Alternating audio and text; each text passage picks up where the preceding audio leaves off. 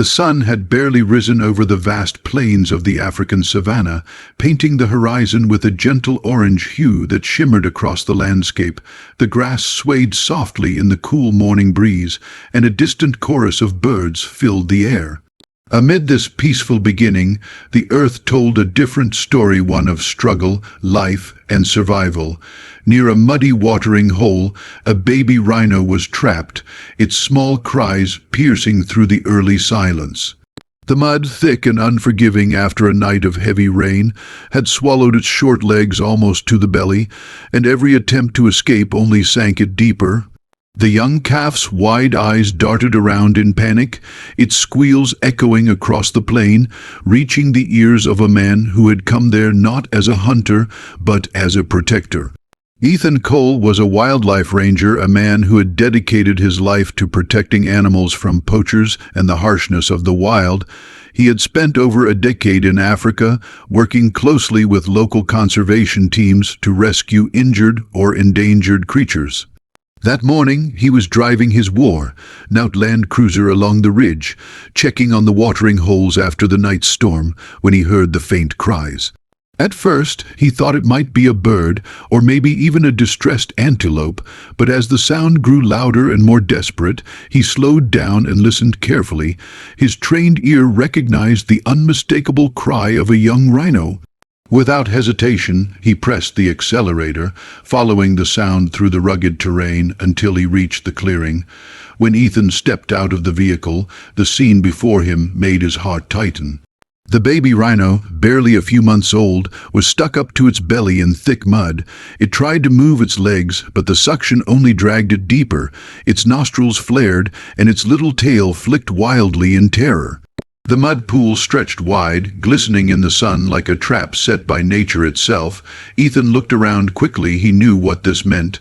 If the calf was here, the mother couldn't be far behind. White rhinos, though not as aggressive as their black rhino counterparts, were still incredibly protective mothers. One wrong move, one wrong sound, and she could charge, turning this rescue into a deadly encounter. He squatted down, studying the calf's position, his mind racing for a plan. "Easy there, little one," he whispered softly, his voice calm and steady. "I'm here to help." The calf let out another panicked squeal, struggling again. The mud gurgled as it clung tighter. Ethan took a step closer, testing the ground with his boot. It sank slightly, but not too deep. He could make it if he was careful. He glanced around once more for any sign of the mother. Nothing yet. That was both good and bad. It gave him time, but it also meant she could appear at any moment. He hurried back to his truck and grabbed a long rope, a shovel, and a few wooden planks he always kept for emergencies. He tied one end of the rope around the thickest plank and tossed it near the edge of the mud, creating a small bridge to step onto. Then he looped the other end around his waist, just in case the mud tried to pull him in too. His boots sank halfway as he stepped closer to the calf, the smell of wet earth filling his nose. The baby's eyes were wide with fear, and its breaths came in quick gasps. "It's okay," Ethan murmured again, inching closer, careful not to make sudden movements. "You're going to be all right." He reached the calf and carefully slid the rope around its small chest, positioning it just under the front legs. The little rhino snorted, startled, splattering mud onto his face. Ethan smiled slightly. "You've got some fight in you, huh?" he said quietly. He pulled the rope tighter, anchoring it to the back of his truck. Then, slowly, he started to pull. The mud resisted fiercely, holding onto the calf like a living thing that refused to let go. The truck's tires spun for a moment before finding grip. Inch by inch, the rope tightened, and the calf's body began to move. The little one let out a loud cry, its legs kicking weakly. Ethan strained his muscles, every pull a test of strength and patience. Then he heard a low, guttural growl from behind. His heart stopped. Slowly he turned his head, and his worst fear came true. Standing about 30 yards away, her massive body covered in streaks of dried mud, was the mother rhino. Her horn gleamed in the sunlight, and her breathing was heavy, nostrils flaring. She stared directly at Ethan, and in her eyes was a mix of fury and panic. Her calf was crying, and she thought he was the cause. "Oh no," Ethan whispered. He knew running was useless. Rhinos were fast, deceptively fast, and even if he reached his truck, she could crush him before he started the engine. He raised his hands slowly, showing he meant no harm. "Hey, easy now," he said softly, keeping his voice calm despite the adrenaline flooding his veins. "I'm just helping your baby." The mother took a step forward, her massive hooves sinking into the soft ground, her ears flicking back in warning. Ethan could feel her tension like electricity in the air. One wrong move and she'd charge. He glanced at the rope. The calf was still halfway stuck. He couldn't stop now. Very slowly, keeping his eyes on the mother, Ethan took a step back toward the truck and gave a small tug on the rope. The engine growled softly as the truck pulled again, and the calf cried louder. The sound made the mother grunt in distress. She started to move closer, and Ethan's pulse raced. "No, no, no," he whispered, desperate. "Stay there, girl, stay." He was speaking to her like one might to a frightened dog, his tone gentle, soothing. She stopped, head lowered, horn pointed straight at him. He could see her muscles trembling, torn between attacking and waiting. Then something remarkable happened. As the truck gave one final pull, the calf suddenly broke free, tumbling forward onto the firmer ground. It let out a sharp cry, flapping its ears, coated in thick mud but finally safe. The mother froze, watching. Ethan immediately dropped the rope and took several steps back, hands raised again. "There," he said softly, his voice shaking slightly with relief. "Your baby's safe. Go to her." The mother didn't move at first. She looked between Ethan and her calf, huffing loudly. Then she slowly approached the little one, nudging it gently with her horn. The calf responded with a faint squeal, trying to stand. Ethan watched, breathless, as the mother helped her baby upright, licking the mud from its body with slow, careful strokes. It was one of the most beautiful things he had ever witnessed, raw, wild love in its purest form. He knew he should leave now while she was distracted. He took a step backward, but before he could turn away, the mother lifted her head and looked at him again.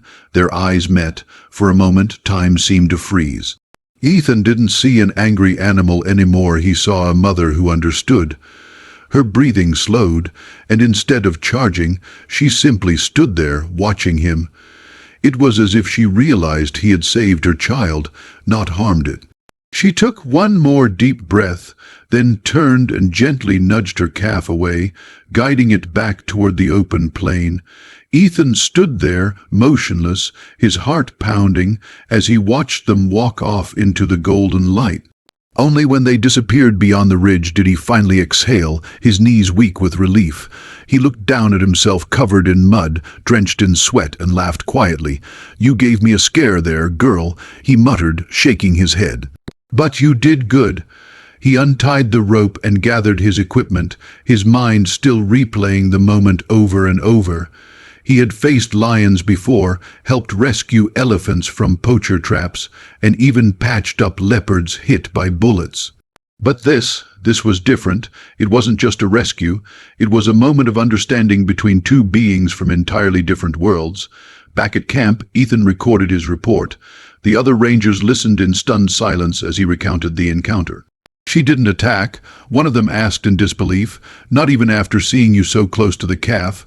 Ethan shook his head. "No, she was angry, yes, scared too, but once she saw her baby was safe, she calmed. It was like she knew. Word of the rescue spread quickly among the local community. They called it a miracle, a rare moment where human compassion and wild instinct met halfway. Ethan didn't like to think of it as a miracle, though. He believed it was trust, however brief, sometimes. He told a young trainee ranger later, "You have to believe the wild can recognize kindness. It's not just instinct, it's something deeper." Days later, Ethan drove by the same watering hole again. The mud had hardened, the ground dry under the midday sun. For a moment, he thought the area was empty until he saw them, the same rhino mother and her calf, now cleaner, stronger, and grazing nearby. The mother lifted her head when she noticed his truck. Ethan stopped a good distance away, not wanting to disturb them. He raised a hand in silent acknowledgement. To his amazement, the mother didn't flee. She stood still, watching him for a few moments before returning to graze. The calf, curious, looked his way and gave a little snort. Ethan smiled, warmth flooding through him. "You're welcome," he said softly, as if the animals could hear him. "Take care of each other." Then he started the engine and drove away, the sight of the rhinos growing smaller in the rear-view mirror, but forever etched in his memory. In the following weeks, Ethan found himself thinking often about that day, about the fear, the tension, and ultimately the quiet understanding. In the wild, where survival often means suspicion and violence, a moment of peace like that was rare, precious. It reminded him why he did what he did. Not for glory, not for recognition, but for those fragile, fleeting moments when the barrier between human and beast seemed to fade away. Months passed, and the story of the man who saved a baby rhino became a local legend among villagers and rangers alike. Some said the mother still roamed that territory, stronger and prouder than ever, often seen with her calf now growing into a young, healthy rhino. Others said she would occasionally appear near the ranger patrol roads, as if keeping an eye on the humans who had once helped her. Ethan didn't know if that was true, but he liked to believe it was. One evening, as the sun dipped below the horizon and the savannah turned golden once more, Ethan stood outside his small hut at the edge of the reserve. The wind carried the distant sounds of the wild lions calling, birds chirping, the rhythm of life continuing as it always had. He smiled quietly, thinking of that morning by the muddy water. Somewhere out there, a mother rhino and her calf were alive, thriving, because he had stopped to help. That was enough. The wild had shown him many faces: beauty, danger, cruelty, and grace. But that day, it had shown him something greater: gratitude, not through words, but through silence, through the calm gaze of a mother who had chosen not to attack, but to understand. In that brief connection, Ethan realized something profound, that even in the harshest corners of nature, compassion had its place. It could bridge the distance between species, between fear and trust. And sometimes, all it took was the courage to care. The story of the baby rhino and the man who saved it lived on, a reminder to everyone who heard it that kindness, even in the wildest places, never goes unnoticed.